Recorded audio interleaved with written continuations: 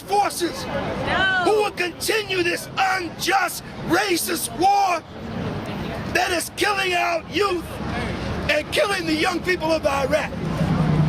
We spend billions of dollars on bombing them, flattening it, and then we spend billions of dollars building it back up. I think that's wrong. If we go and flatten it, we should leave it there, let them do the work, or if we want to, or just not go. In Somalia, in Afghanistan, in Lebanon, in Palestine, in Sudan, everywhere there is blood shed and killing of innocent people without no reason other than so-called democracy. What is this democracy if you make people hungry, if you make people starve, if you make destruction of the infrastructure of a country occupied by the army? We are strong people around the world. We have to voice our voice in one voice, all of us, whether we are from Africa, from Asia, from Latin America, or from Australia, or from any part of the world that human being existed and lived. We want to live in freedom, and we want to live in power, and we want to live in sharing our resources, and we want to live in peace and security. All of the other politicians are at somebody's banquet tonight saying that that's the way to remember Dr. Martin Luther King. That's right. That's right. But at least we got one elected official who is a revolutionary who's out here on the streets with us on Dr. King's birthday to say no to war.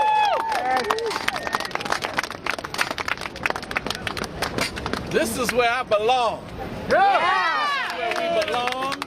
And we can tell Bush, if he wants a surge, tell him to surge his little butt and go ahead to Iraq and fight whoever he wants to fight, but not sending our people over there. This is ridiculous.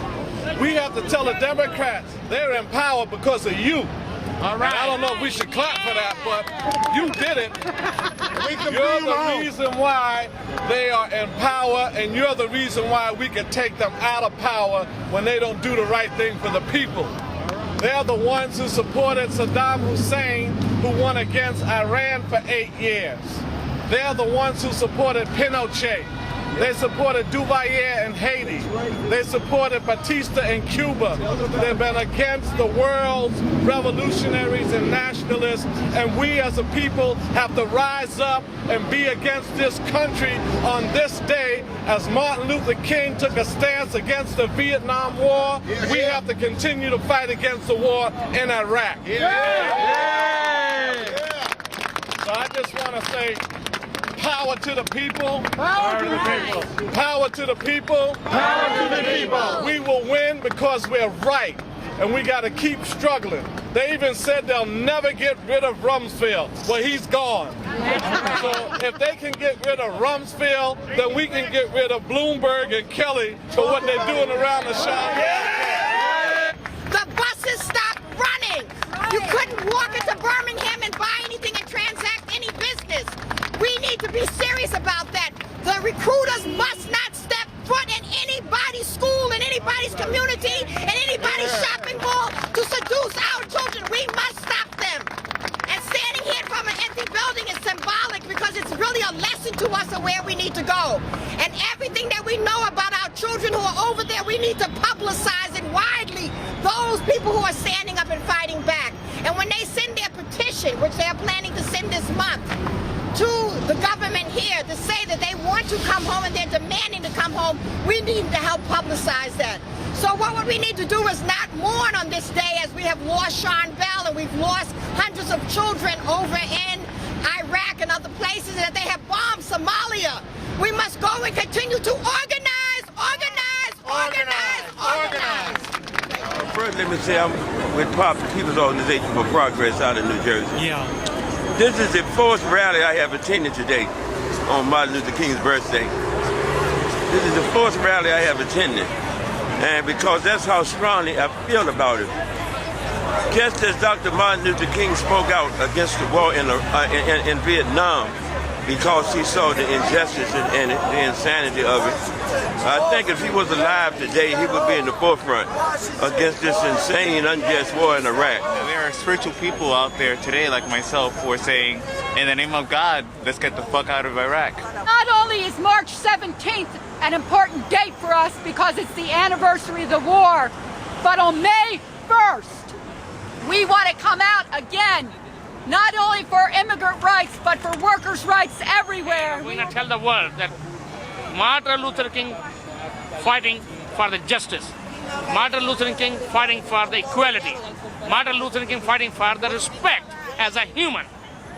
That's what on this Times Square, Monday, 2007, January, we are here. Wherever there's poor working class people, this country has historically put their foot on them. And so I'm here to say enough is enough. Basta ya. I recently lost my mother, and she would be here with me. She would be here with me, so it's honoring her that I'm also here. You know, a maid for over 25 years. We both came to this country from Puerto Rico because of economic conditions and because Puerto Rico is a colony. Whether it is in Puerto Rico, whether it's in Iran, whether it's in Iraq, whether it's in Palestine, the United States has no business in anywhere oppressing people and not allowing us to be free. Wanted to link the issues because they're so interlinked in regards to the U.S. war abroad and the wars that have been happening here at home. How do they interlink? They interlink because when you look at U.S. colonialism, for example, think of the weapons systems the U.S. even uses, just even the names, the Apache, the Tomahawk, etc. And every day the occupation continues, it brings more death and destruction to the people of Iraq. More GIs are killed, more money is wasted. 600,000 Iraqis are dead. Every day the occupation continues the death and destruction. The number one terrorist in the world is the U.S. government. Right. That is why Cuba had to send 5 compañeros to monitor the right wing here in Florida. The Cuban government told the U.S. government what they were doing, and all the information that the Cuban 5 gathered were sent to the U.S. government. And instead of arresting the paramilitary groups in Florida, they arrested the Cuban 5. So I'm here to tell you, help us free the Cuban 5. Brothers and sisters, right here in our own backyard, there's a war against us. Yep. There's a war against us in our own home. Yes, there is. Sean Bell, Yes. murdered on our streets, as if we don't have no rights. Yes. Over 40 years ago, civil rights and human rights was put on the forefront. And we did what we do every day now. We take it to the streets. The power is in the streets. Yes. And we gotta be in the street. It was Dr. King who really explained so clearly that the bombs that fall in Vietnam fall on the cities of the U.S., that the destruction comes home. And this we've seen is never more true than today, where the billions, hundreds of billions of dollars spent for war in Iraq is really stolen from the cities right here, from health care, from education, from Katrina survivors. Remember Vietnam. Remember when Nixon was losing, they expanded the war into Cambodia, into Laos. They are looking for a way to attack Iran. That's why they kidnapped Iranian diplomats who had every right to be in Iraq. It is high time for the American people, for us, for everyone in the world to oppose the war in Iraq and oppose the expansion and stretching the war into Iran and Syria. This will plunge the Middle East into a real hell. Yeah. When we got the phone call yesterday about the demo, I said to Ralph, I said, well, we have to go. I said, that's why they let me out, so I can attend all demonstrations against them.